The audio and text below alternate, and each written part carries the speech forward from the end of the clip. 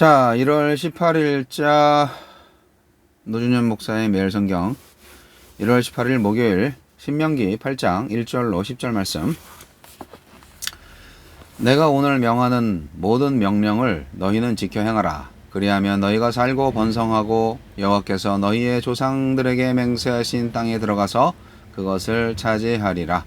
네 하나님 여호와께서 이 40년 동안에 내게 광야 길을 걷게 하신 것을 기억하라. 이는 너를 낮추시며 너를 시험하사 네 마음이 어떠한지 그 명령을 지키는지 지키지 않는지 알려 하심이라. 너를 낮추시며 너를 줄이게 하시며 또 너도 알지 못하며 내 조상들도 알지 못하던 만나를 네게 먹이신 것은 사람이 떡으로만 사는 것이 아니요 여호와의 입에서 나오는 모든 말씀으로 사는 줄을 내가 알게 하려 하심이니라. 이 40년 동안에 내 의복이 헤어지지 아니하였고 내 발이 부르트지 아니하였느니라. 너는 사람이 그 아들을 징계함 같이 내 하나님 여호와께서 너를 징계하시는 줄 마음에 생각하고 내 하나님 여호와의 명령을 지켜 그의 길을 따라가며 그를 경외할지니라. 내 하나님 여호와께서 너를 아름다운 땅에 이르게 하시나니 그것은 골짜기든지 산지든지 시내와 분천과 샘이 흐르고 밀과 보리의 소산지요 포도와 무화과와 석류와 감람나무와 꿀의 소산지라. 네가 먹을 것에 모자람이 없고 네게 아무 부족함이 없는 땅이며 그 땅의 돌은 철이요 산에서는 동을 캘 것이라. 네가 먹어서 배부르고 내 하나님 여호와께서 옥토를 내게 주셨으므로 말미암아 그를 찬송하리라. 아멘.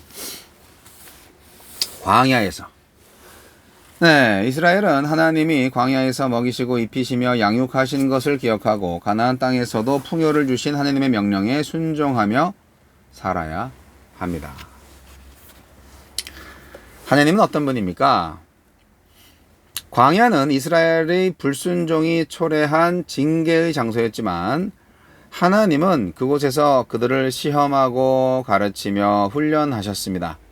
척박한 환경에서 그들이 하나님의 명령에 얼마나 순종하시는지를 적나라하게 드러내셨고 만나를 통해 사람이 진짜 사람답게 살기 위해서는 떡만 아니라 하나님의 말씀이 필요하다는 것을 가르치셨습니다. 그렇게 그들을 가나안 땅에 하나님의 나라를 세울 백성으로 훈련하셨습니다. 지금도 하나님은 우리에게 말씀의 참뜻을 가르치고 순종을 훈련하기 위해 우리를 광야에 두기도 하십니다. 분명 힘들고 어려운 일이지만 그 시간을 통해 우리는 이전보다 겸손하고 신실한 사람이 될 것입니다. 하나님은 광야에서 40년 동안 이스라엘 백성을 징계하고 훈련하시면서도 그들의 필요를 채우고 보살피셨습니다.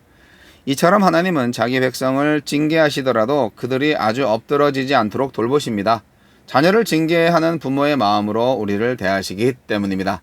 그러니 혹여 광야 같은 삶의 국면으로 들어서더라도 하나님에게 버림받은 것이 아닙니다. 그 순간에도 자비로우신 아버지의 사랑을 의심하지 말고 순종의 길로 정진해야 합니다. 나에게 주시는 교훈은 무엇입니까?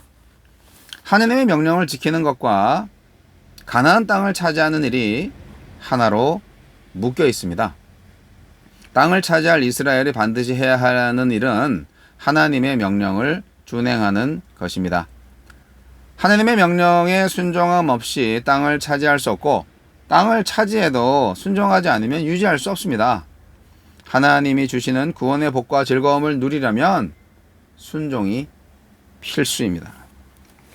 하나님이 이스라엘을 가나안 땅으로 데려가시면 그들은 물이 넉넉하고 식량이 풍족하며 자원도 넉넉한 그곳에서 풍요를 누릴 것입니다. 부족함이 없는 가나안 땅에서 하나님이 허락하신 넉넉한 삶을 누릴 때 하나님을 찬양해야 마땅합니다. 하나님이 내게 누리도록 주신 좋은 것은 무엇입니까? 그 모든 것을 주신 분이 하나님이라는 것을 기억한다면 하나님을 찬양할 수밖에 없을 것입니다. 주여, 결핍의 광야에 있든 풍요의 가나안에 있든 하나님을 기억하게 하소서.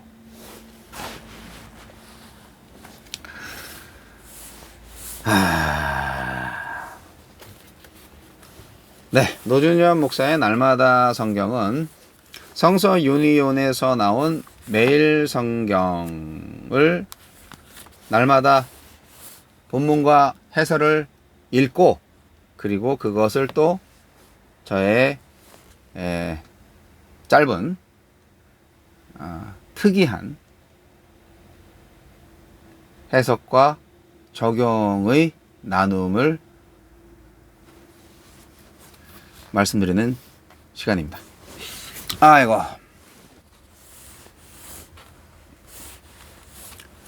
약속의 땅에 대한 이스라엘 백성들의 기대가 어느 정도였을까? 잘 상상이 가진 않는데 어쨌든 광야에서도 지켜주셨는데 가나안에서 이제 들어가서 이제 땅을 차지할 건데 이제는 방랑 끝, 광야 여행 끝, 이제 정착 생활 사실 얼마나 기대가 컸겠어요. 지금 신명기 말씀은 그 가나안에 이제 들어가기 직전에 하신 말씀이잖아요. 그래서 광야 이야기에 대한 그 설교죠. 과거를 회상하면서 앞으로는 잘 해라. 근데 그 가장 핵심적인 것이 결국 하나님의 말씀에 순종하고 그 모든 축복을 주신 하나님을 찬양하라. 그거잖아요. 이스라엘 백성들한테는 가나안에 가기 전에 그 광야가 꼭 필요했어요. 광야에서 시험을 견디셔야 했거든요. 말씀을 순종하는지 순종하지 않는지를 내가 알기를 원했다. 그렇게 말씀하고 있잖아요, 하나님께서. 사실 하나님이 오늘날에도 우리에게 말씀을 주시고 또 고난을 주시고 또 시험도 주시고 여러 가지를 경험하게 하십니다. 그럴 때 하나님이 네가 그렇게 힘들고 어려운 때에도 나를 사랑하고 나를 기억하고 나를 예배하는지 아니면 배신할지 원망 때릴지 불평불만할지 한번 볼까? 그러실 수도 있다는 거죠. 오늘날에도. 광야 학교를 통해서 이스라엘 백성들은 40년 동안 그 광야 학교를 통해서 상당히 성숙해졌어요. 이스라엘의 그 교만한 마음을 낮추시고 불신의 마음을 연단해서 순종하는 백성으로 되게 하려는 게 바로 광야 학교의 목적이었죠. 그리고 광야는 뭐 하나라도 이렇게 안정적이지 않잖아요. 항상 텐트에서 살아야 되고 또 옮겨야 되고 불시에 막 옮겨야 되고 그런 그 불안과 두려움을 자아내는 혼돈의 땅이었죠. 하지만 그런 혼돈조차도 두려워하지 않는 믿음의 백성, 순종의 자녀를 만드는 하나님의 재창조의 현장이었어요. 순종이 생명의 기림을 배우는 학교고 훈련의 장이 아니겠습니까? 순종하면 광야에서도 가나안을 누릴 수가 있어요. 하지만 순종하지 않으면 가나안도 광야처럼 될 거예요. 그게 바로 핵심입니다. 하나님의 말씀에 순종하느냐. 하나님의 어떤 말씀? 하나님을 사랑하고 이웃을 사랑하는 거 그거죠. 뭐가 그렇게 어려워요? 네. 부모가 자녀의 유익을 위해서 자녀들을 훈계하는 것처럼 하나님도 당신의 자녀인 이스라엘의 유익을 위해서 광야의 시간을 허락하신 거예요. 징계와 훈련의 시간이었죠. 광야의 여정을 통해서 그들이 얻은 것은 뭐예요? 당장 가나안의 풍요와 번영이 왔나요? 아니요. 하나님의 말씀에 순종해서 얻을 수 있었던 것은 부귀영화가 아니고 하나님을 경외하는 마음이고 말씀에 순종하는 삶이었습니다. 그게 먼저입니다. 부귀영화는 올 수도 있고 안 올 수도 있어요. 그래서 가장 중요한 게 뭐냐? 우리가 인생을 살면서 정말 이 힘들고 어려운 이 환경이 바뀌기를 항상 바라잖아요. 좋은 환경, 걱정 없는 환경으로 바뀌기를 원하잖아요. 근데 가장 중요한 거는요, 환경이 변화되는 것보다도 어떠한 환경 속에서도 하나님을 찬양할 수 있는 나로 변화하는 것이 더 중요합니다.